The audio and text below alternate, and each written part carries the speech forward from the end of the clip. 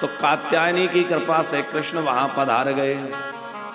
और कृष्ण भी आए तो अकेले नहीं आए।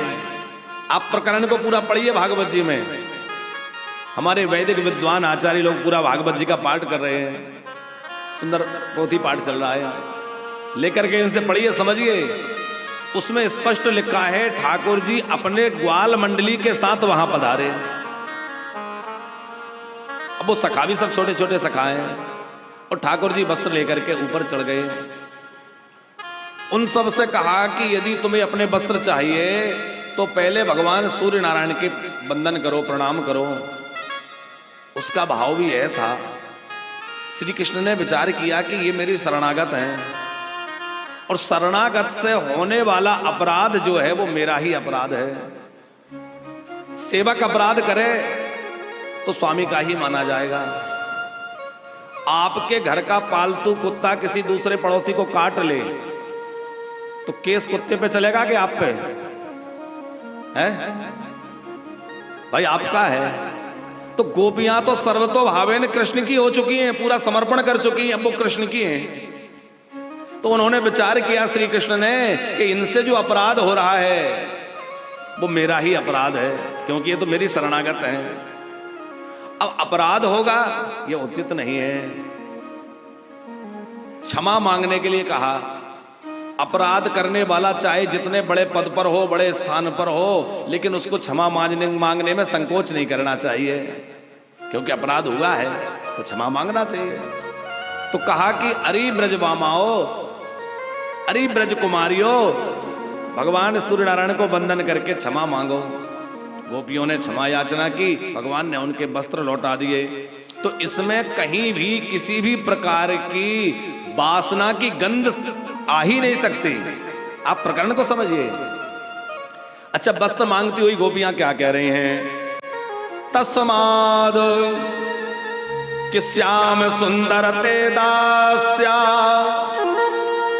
करवाम करवोदितम देहि वासांसि धर्मज्ञ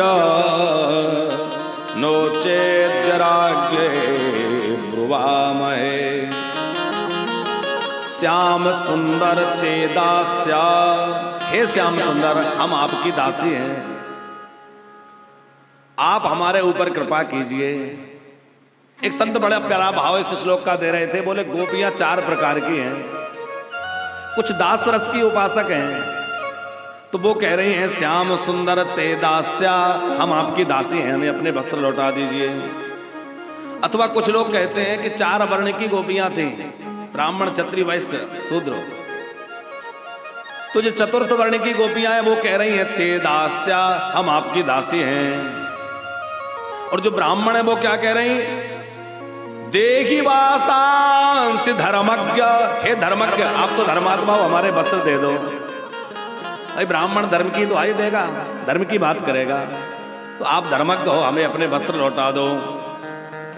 नो चेद्यराज्ञे ब्रुवाम, जो क्षत्रिय स्वभाव की गोपियां हैं वो कह रही हैं हमारे वस्त्र दे दो, नहीं तो हम राजा से शिकायत करेंगी। क्षत्रिय स्वभाव की गोपियां कह रही हैं वस्त्र लौटा दो, नहीं तो हम राजा से शिकायत करेंगी। कौन से राजा से? कई लोग कंस का अर्थ यहां लेते हैं, पर कंस का कोई काम नहीं है। वो कह रही हैं ब्रजराज श्री नंदराय जी से हम आपकी शिकायत करेंगे। नंदराय जी के लिए कह रही हैं। और करवाम तवोदिताम, जो वैश्य स्वभाव की गोपियां हैं वो कह रही हैं देखो हमारे वस्त्र दे दो, भले ही हमसे कुछ सेवा करवा लो, हमारे को कुछ दे दो, हमसे कुछ ले लो। तो ये वैश्य स्वभाव की गोपियां हैं। ठाकुर जी ने उन सबों के वस्त्र लौटा दिए और कहा देवियों चिंता मत करो, तुम्हारी साधना सफल हो गई है। आने वाली शरद पूर्णिमा में, शरद रात्रि में हमारा और आपका मिलन होगा। शरद पूर्णिमा के दिन दिव्य महारास होगा। ठाकुर जी ने उनको वरदान दिया और ठाकुर जी वहां से लौटकर पधारे हैं। वृंदावन का क्या कहना, ब्रज लीलाएं तो बहुत अनंत हैं। अब वो तो जो वृंदावन आए हैं वही अनुभव कर रहे हैं, जो लोग चैनल से सुन रहे हैं। आनंद तो उन्हें भी आ रहा है, लेकिन वो आनंद